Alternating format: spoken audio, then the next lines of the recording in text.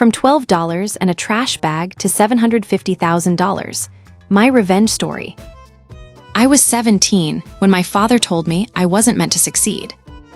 Not in anger, not in a heated argument. He said it like he was telling me the weather.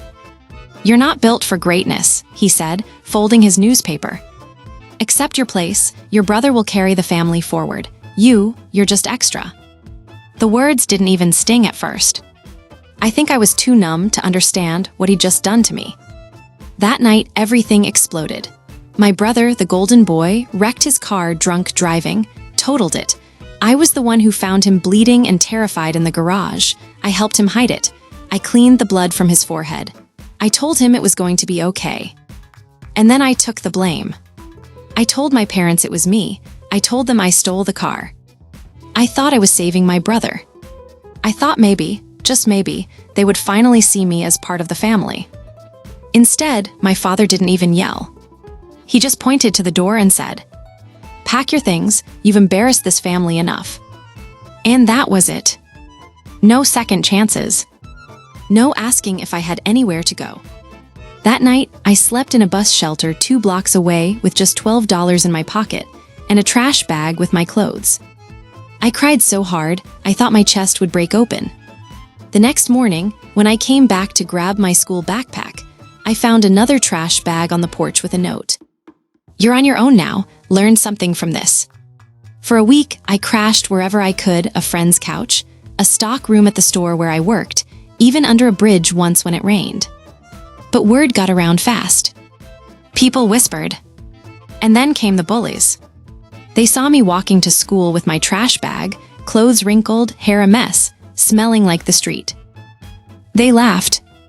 They called me homeless hero. One kid threw my bag in the mud. Another took my shoes and tossed them over the power line outside the cafeteria. I wanted to disappear. There was one night, I'll never forget it. I was sitting behind the gas station where I worked, eating expired chips my boss let me take, and I just broke. I thought maybe my dad was right. Maybe I really am nothing. But then I remembered my grandmother's voice from years ago. She once told me, if the world ever throws you away, plant yourself. Grow anyway. That night, I made myself a promise. If they wanted me gone, I'd build a life so big, they'd never be able to ignore me again. It wasn't easy. I worked double shifts, saved every penny. I slept on cardboard until I could afford a mattress, then slept on that mattress on the floor until I could afford a bed frame. I took community college classes using borrowed textbooks and free Wi-Fi from the library. I ate ramen and day-old bread while building my first small online business. And I kept going. For years. Until one day, 7 years later, I stood in front of a house I bought with cash. $750,000. Mine. The same kid they called a spare, a failure, a mistake. Now owned more than they ever dreamed of. And that's when the texts started coming. My mom. My dad. My brother. All suddenly proud of me. All suddenly wanting to reconnect. And then the knock came. When I opened the door, there was my mother holding a Tupperware of banana bread like this was a casual visit. "We were hoping," she said softly, "that maybe we could stay here for a while. Nathan lost his apartment. The baby's coming." I almost laughed. "You threw me out with a trash bag," I said quietly. "You left me to freeze. You let people think I was a criminal. And now you want my home."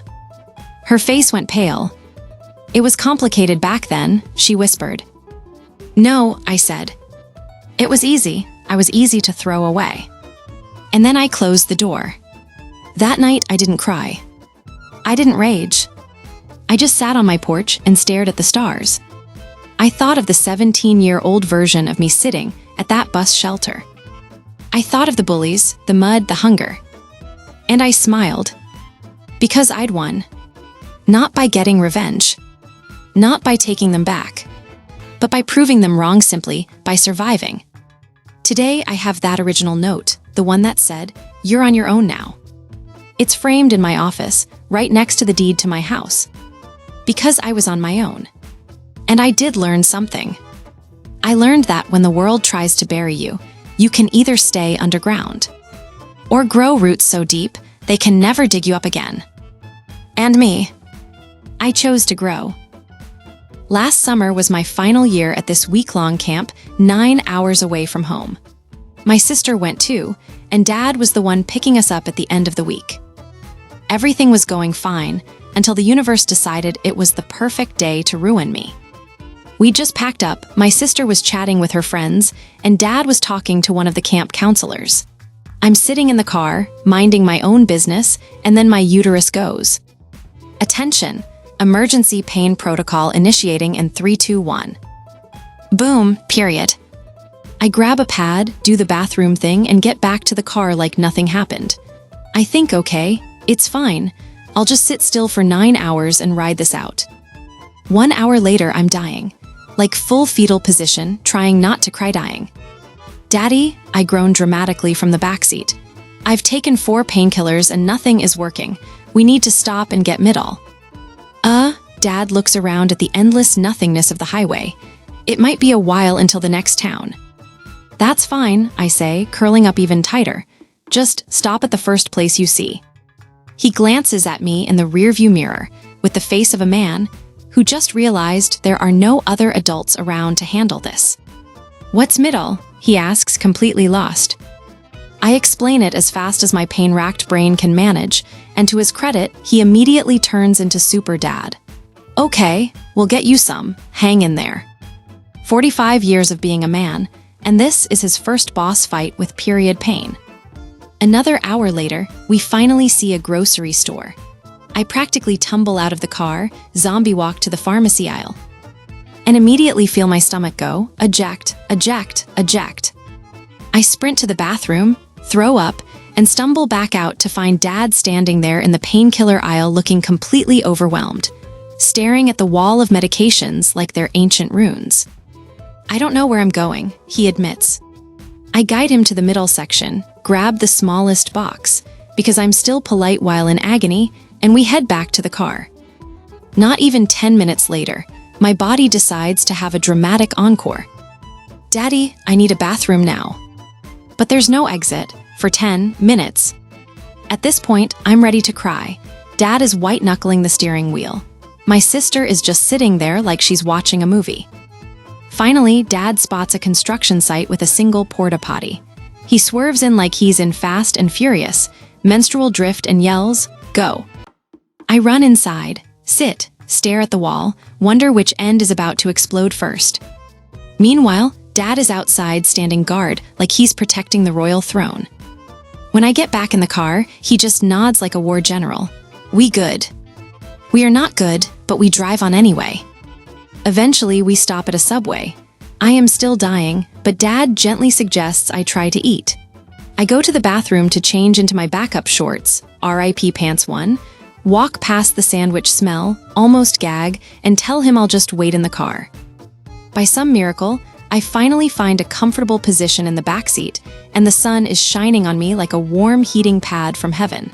For 5 minutes, I actually feel human. Then my sister comes back out. Dad wants to know if you want anything to eat. No, I'll die. So they go back inside, take forever, come back out empty-handed. Where's the food? I ask. Dad shrugs. We ate inside so you wouldn't have to smell it. Okay, that was actually kind of sweet. 2 hours later, my stomach is like, we are starving, feed us or perish. Dad is thrilled to pull off at the next exit. Yes, finally. We grab food, I eat, I feel better. The rest of the ride goes smoothly. By the time we get home, Dad is visibly relieved and low-key proud that he survived this unexpected trial by fire.